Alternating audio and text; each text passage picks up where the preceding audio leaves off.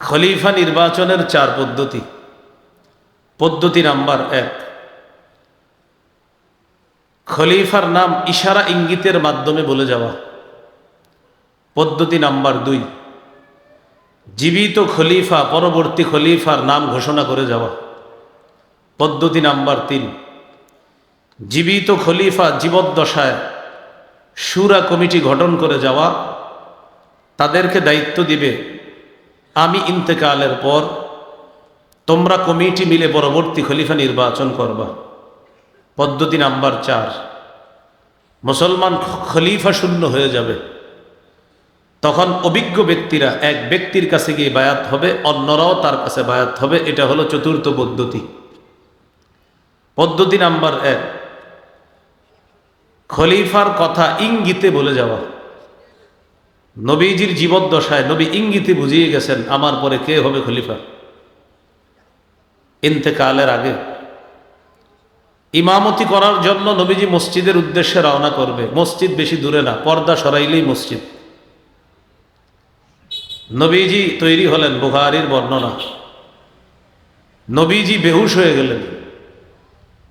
বেহুশ হয়ে যাওয়ার পর আম্মা জান আয়েশা সিদ্দিকা রাদিয়াল্লাহু তাআলা আনহাকে বললেন, আয়েশা পানি আনো, আমাকে ধৌত করো।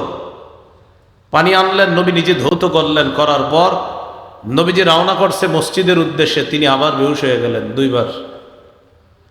হুশ ফিরে আসার পর বললেন, আয়েশা পানি আনো। পানি আনলেন। আনার পর আবার নিজেকে নবীজি প্রস্তুত করলেন, বেহুশি ভাব দূর করলেন, আবার দাঁড়ালেন মসজিদে যাওয়ার জন্য, আবার বেহুশ হয়ে গেলেন।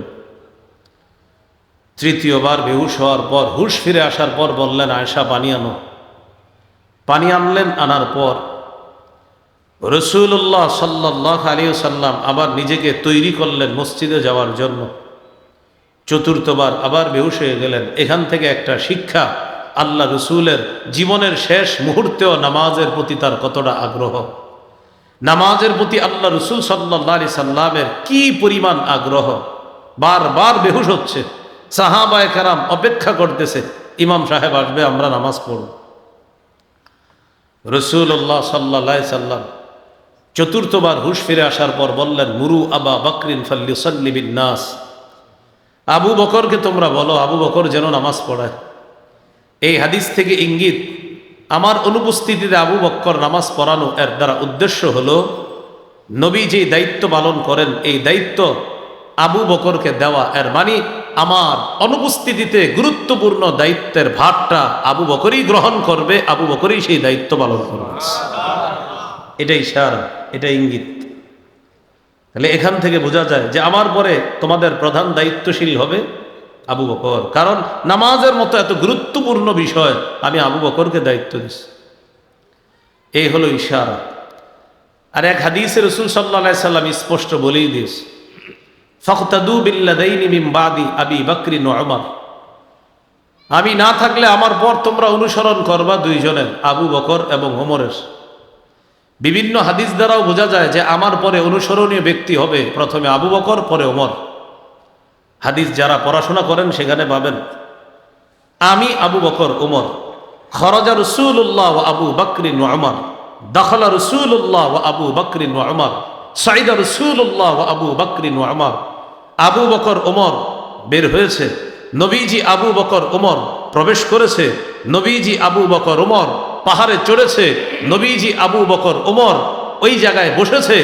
পৃথিবীর বিভিন্ন কাজে নবীজি করেছেন, আবু বকর আছে, ওমর আছে। বাস্তবিক অর্থে হযরত ওমর যখন ইন্তেকাল করলেন, ইবনে মাজার বর্ণনা, সাহাবী ওমর ফারুক রাদিয়াল্লাহু তাআলা আনহু লাশের সামনে দাঁড়িয়ে বললেন, ওমর, এই পৃথিবীতে কতবার এই ঘটনার সাক্ষী হয়েছি যে নবী আবু বকর ওমর, নবী আবু বকর ওমর। আজকেও সিদ্ধান্ত হয়ে গিয়েছে ওমর, আপনার কবরটাও হবে নবী আবু বকর, আর ওই তাদের পাশেই হবে আপনার কবর। পরের জগৎটাও নবী আবু বকর ওমর একসাথেই থাকবে। ইশারা, ইঙ্গিত যে আমার পরে দায়িত্বশীল হবে আবু বকর, প্রধান দায়িত্বশীল। এই হলো খলিফা নির্বাচনের প্রথম পদ্ধতি। আবু বকর সিদ্দিক রাদিয়াল্লাহু তাআলা আনহুর হাতে ওমর ফারুক রাদিয়াল্লাহু তাআলা আনহু বায়াত হলেন। সব সাহাবীরা একে একে বায়াত হতে লাগলেন, খলিফা হয়ে গেলেন। প্রথম খলিফা বিদায় নিলেন। ইতিমধ্যে ইহুদিরা একটা বিষয় গভীরভাবে তারা চিন্তা করতে লাগলো, খুব গুরুত্ব দিয়ে কথাটা শোনেন। আচ্ছা, মুসলমানদের জয় জয়কর অবস্থার পিছনে কি রহস্য? 313 জনের সাথে সশস্ত্র 1000 বাহিনী পারে না। বদরের যুদ্ধে মুসলমানদের সংখ্যা 313 জন, 70টা ওট, 2টা ঘোড়া, 8টা ভোতা তরবারি, তেমন ধারালো তরবারিও না, মোটামুটি মানের তরবারি। এই 8 তরবারি নিয়ে, 2 ঘোড়া, 70টি ওট নিয়ে সশস্ত্র 1000 বাহিনীর বিরুদ্ধে এই ছোট্ট বাহিনীকে আল্লাহ বিজয় দান করছে। ইহুদিরা চিন্তিত, ঘটনা কি? এদের বিজয়ের কি কারণ, কি রহস্য? 60,000-এর বিরুদ্ধে বিজয় দান করছে। এই রহস্য খুঁজে, ঘটনা কি?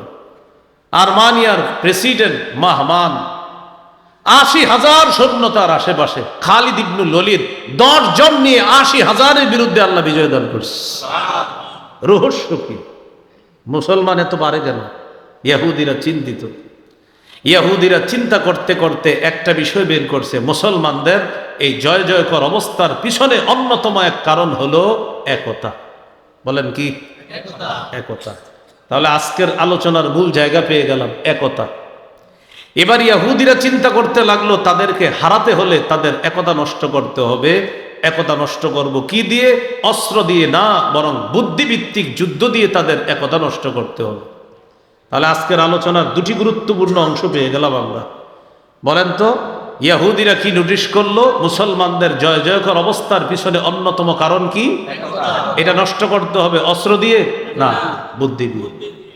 কি দিয়ে? এবার 6টা অঞ্চলের নাম আপনাদের একটু মুখস্থ করতে হবে, মনে রাখতে হবে, যদি পারেন ভালো। আমি বলি 2 বার মন দিয়ে শোনেন, আশা করি মুখস্থ হয়ে যাবে। 1 ইয়ামান, 2 মদিনা, 3 বসরা, 4 কুফা, 5 দামেশ, 6 মিশর।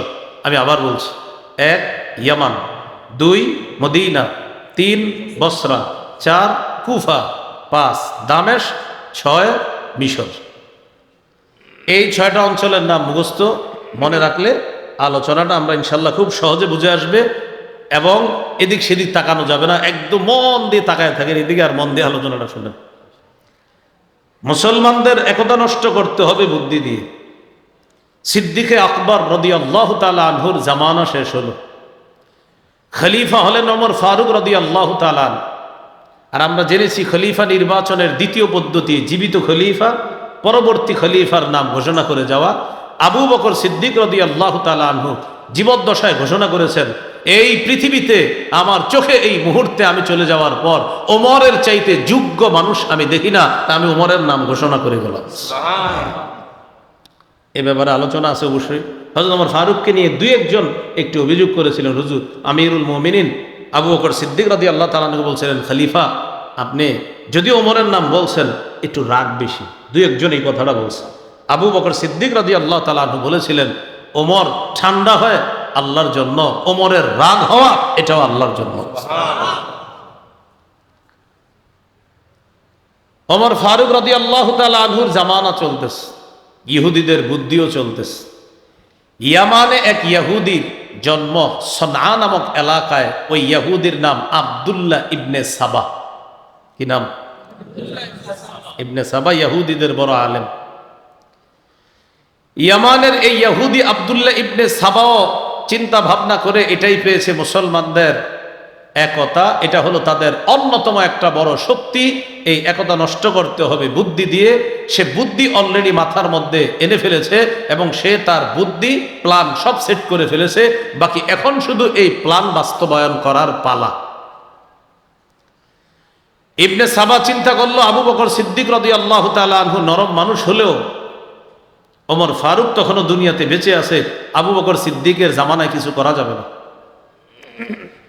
পরবর্তী খলিফা ওমর ফারুক তার ব্যাপারে চিন্তা করলো, আব্দুল্লাহ ইবনে সাবা ওমরের জামানায় যদি উল্টা পাল্টা কিছু করতে যাই, টের পাওয়া মাত্র আমারে শেষ করবে।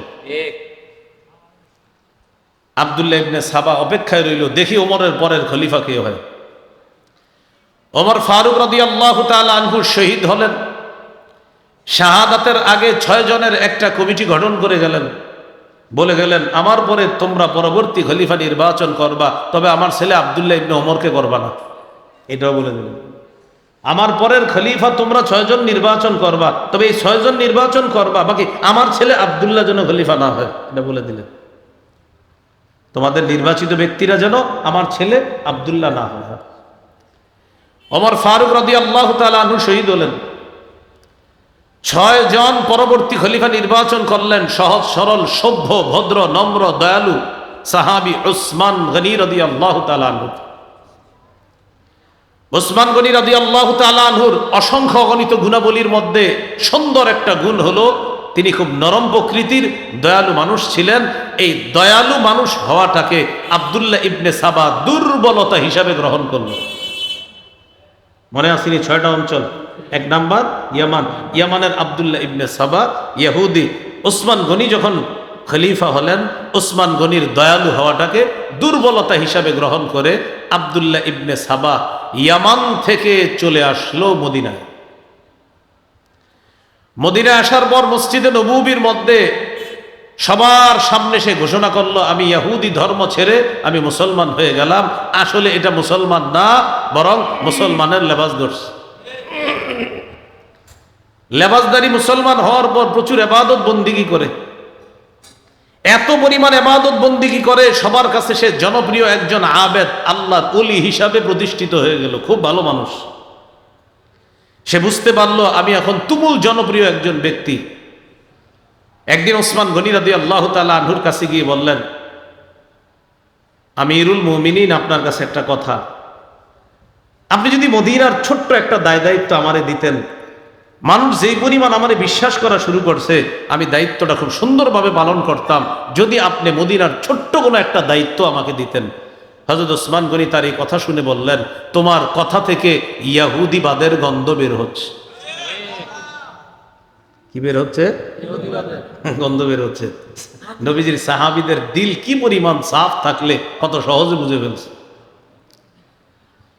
এই কথা বলার পর আব্দুল্লাহ ইবনে সাবা বুঝতে পারলো মদিনায় বর্তমানে আমার জন্য অবস্থান করাটা নিরাপদ না। কি থেকে কি ঘটে যায় সে নিজের ভুল স্বীকার করলো, যেন আমি সঠিক বলি নাই। সে মদিনা থেকে চলে গেল মক্কায়। মক্কায় গিয়ে ইবাদত বন্দিগি করে, এর মধ্যে মক্কার মানুষের কাছে একটা কথা ছড়িয়ে দিতে লাগলো। তার সর্বপ্রথম কথা, মানুষকে যেটা বলার পর একতা নষ্টের পিছনে তার প্রথম বুলেটটা সে ছাড়লো গিয়ে মক্কায়। কি বলে দেখেন? আচ্ছা প্রিয় মক্কাবাসী, বলেন তো হাশিমি বংশের দাম বেশি না উমাইয়া বংশের দাম বেশি? বুঝাইতে লাগলো। হাশিমি বংশ আমার নবীর বংশ, পৃথিবীর শ্রেষ্ঠ বংশ হবে, কারণ নবীর বংশ। আচ্ছা বলেন আপনারা, হাশিমি বংশের দাম বেশি না উমাইয়া বংশের দাম বেশি? মক্কার জনগণকে জিজ্ঞাসা করলো। মক্কার সহজ সরল মুসলমান সাহাবীরা বলতে লাগলেন, নিঃসন্দেহে হাশিমি বংশের দাম বেশি। এবার বলল, আলী রাদিয়াল্লাহু তাআলা কোন বংশের? তো তারা বলল হাশিমি বংশের। আচ্ছা হযরত ওসমান কোন বংশের?